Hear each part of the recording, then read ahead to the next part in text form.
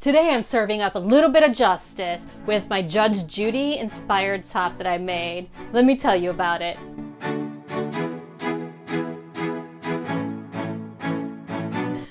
For those of you who are just joining me, let me tell you that I'm actually trying to build a dream wardrobe by using the Major Arcana from Tarot as inspiration for my garments. This top right here is inspired by the Justice card. So let me show you that card and then we can get into it.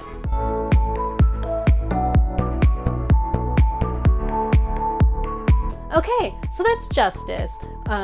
Justice is kind of what you would just think of when you think of a judge.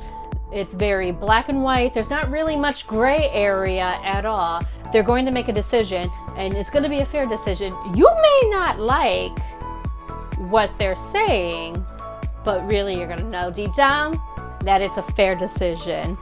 And so with that in mind, what I wanted to do was make a black and white top, and I thought what better way to kind of bring in this whole justice piece than to embody a judge. That's what I was going for with this top. And I actually used Judge Judy as my inspiration, so let me insert a picture here and you can see. But first, if you like my top or Judge Judy, please hit that like button and subscribe. It really does help me out. In this Judge Judy picture that I just showed you, you can see that she was actually wearing a black robe with a lace collar. Now, look, I'm not really into Peter Pan collars. This is really kind of pushing it for me. The lace collar was really pushing it, so that was not gonna happen. So I went into my stash and dug out this fabric. The black fabric is from Fabric Mart, and it's actually a men's shirting. It's a cotton, black. It was nice to sew. When it came to the collar, I thought, well, I need a solid white collar. I really need this top to be wearable. So I went through my stash, looked around, really didn't have anything in there that would work, really didn't. And I'm actually kind of surprised at the lack of white that I have in my stash. I would add some. I'm trying not to add to my stash though. What that did was, it actually caused me to kind of like walk around my house and get creative. When I've got an idea in mind, the lack of fabric in my stash is not going to stop me, and really nothing's safe. I looked at bedding, I looked at all of my linen, my towels, everything, and I landed on my curtains. So here's a picture of my naked window. So in the picture, you can actually see that, one, there's no curtains because, yeah, I used it for this collar and I'm probably going to use the rest of it for another top. But nothing's safe again. But two, I'm also missing wine. So that I definitely have to fix ASAP. The curtains, meh. Those wine bottles though, they need to come.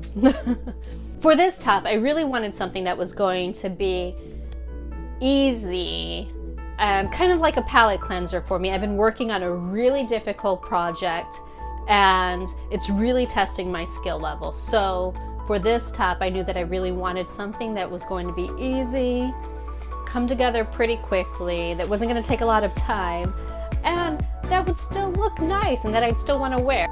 For this top, I went ahead and I used the Sudley pattern again from Megan Nielsen Patterns. And I'll put a link up here where you can check out my last video where I made this top in a blue cotton floral. It was great. In case you're wondering what this pattern actually looks like, I'm going to go ahead and insert a quick picture right here for you to take a look at that. So some of the changes that I've made to this top include adding about an inch to the length, so that way I had a deeper hem. And I also added some width. So I added about 3/4 of an inch onto the sides of my top, tapered up to nothing at around the arm side, which are the armholes, and I think it worked out fine. If I'm gonna be honest, it's gonna take some getting used to wearing this Peter Pan collar.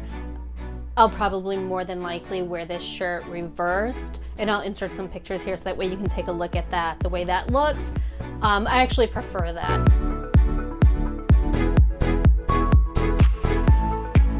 This collar just makes me feel a little schoolgirly, which, by the way, It's not lost on me that although I feel like I nailed that Judge Judy justice vibe, I'm also serving you a little bit of Wednesday Addams from the Addams Family vibe. No, you're not feeling Wednesday Addams? How about a nun? The nun's not doing it for you? Well, let me show you my pilgrim pic. And just to bring it around full circle, let me show you my Judge Judy picture. Which do you think this shirt looks most like? Let me know in the comments below. So, little announcement.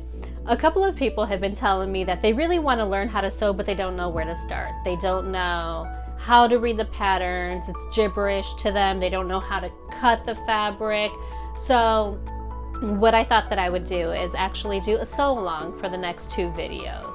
The first video is going to be about the pattern, how to read a pattern, how to actually choose a pattern, because believe it or not, when I first started sewing, I was picking patterns in the wrong sizes, so I don't want you to do that. We're going to talk about how to choose your pattern, how to get all of the materials for your pattern, and then in the second video, we're going to actually sew it up. For this sew along, we're going to make pajama pants. I know it's not the most glorious thing ever to make, but it's what I learned how to make first. Not only could I wear it, but going through the instructions with someone else and actually sewing it up made me learn the different terms and techniques and things that would be involved in sewing up a pattern. So that's what we're gonna do. And if you're interested in learning how to sew and following along, then keep an eye out for me next Thursday. Until then, thank you for joining me, and I hope you have a great day.